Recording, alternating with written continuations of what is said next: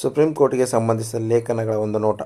ವಿಧಿ 124 supreme court ಸ್ಥಾಪನೆ ರಚನೆ. ವಿಧಿ 125 ನ್ಯಾಯಾಧೀಶರ ಸಂಬಳ ಇತ್ಯಾದಿ. ವಿಧಿ 126 ಮುಖ್ಯ ನ್ಯಾಯಮೂರ್ತಿಗಳ ನೇಮಕ. ಆರ್ಟಿಕಲ್ 127 ತಾತ್ಕಾಲಿಕ ನ್ಯಾಯಾಧೀಶರ ನೇಮಕ. ಆರ್ಟಿಕಲ್ 128 ಸುಪ್ರೀಂ ಕೋರ್ಟಿನ ಸಭೆಗಳಲ್ಲಿ ನಿವೃತ್ತ ನ್ಯಾಯಾಧೀಶರ ಹಾಜರಾತಿ. ಆರ್ಟಿಕಲ್ 129 ಸುಪ್ರೀಂ ಕೋರ್ಟ್ ದಾಖಲೆಯ ನ್ಯಾಯಾಲಯವಾಗಿದೆ. ಆರ್ಟಿಕಲ್ 130 ಸುಪ್ರೀಂ ಕೋರ್ಟಿನ ಕಾರ್ಯಸ್ಥಾನ. ಆರ್ಟಿಕಲ್ 131 ಸುಪ್ರೀಂ ಕೋರ್ಟಿನ ಮೂಲ ಅಧಿಕಾರ ವ್ಯಾಪ್ತಿ ಮತ್ತು ನ್ಯಾಯ ವ್ಯಾಪ್ತಿ.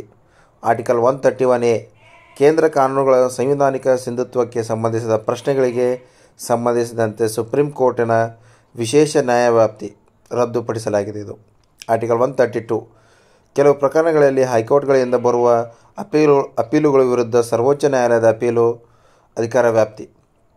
ಆರ್ಟಿಕಲ್ 133 ಸಿವಿಲ್ ವಿಷಯಗಳ ಸಂಬಂಧದಲ್ಲಿ ಉಚ್ಚ ನ್ಯಾಯಾಲಯಗಳಿಂದ ಬರುವ ಅಪೀಲು ಬಗ್ಗೆ ಸರ್ವೋಚ್ಚ ನ್ಯಾಯಾಲಯದ ಅಪೀಲು ಅಧಿಕಾರ ವ್ಯಾಪ್ತಿ. ಆರ್ಟಿಕಲ್ 134 ಕ್ರಿಮಿನಲ್ ವಿಷಯಗಳಿಗೆ ಸಂಬಂಧಿಸಿದಂತೆ ಸುಪ್ರೀಂ ಕೋರ್ಟಿನ ಅಪೀಲು ಅಧಿಕಾರ ವ್ಯಾಪ್ತಿ.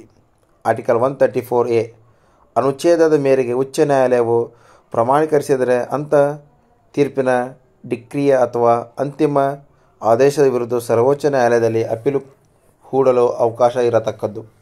ಆರ್ಟಿಕಲ್ 135 ಅಪೀಲು ಸಲ್ಲಿಸಲು ಸರ್ವೋಚ್ಚ ನ್ಯಾಯಾಲಯದಿಂದ ವಿಶೇಷ ಅನುಮತಿ.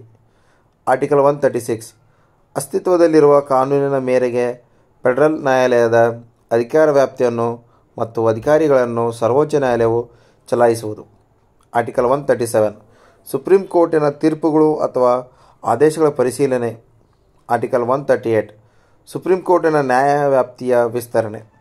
ಆರ್ಟಿಕಲ್ 139 ಸರ್ವೋಚ್ಚ ನ್ಯಾಯಾಲಯಕ್ಕೆ ಕೆಲವು ರಿಟ್ಗಳನ್ನು ಹೊರಡಿಸಲು ಅಧಿಕಾರವನ್ನು ನೀಡುವುದು.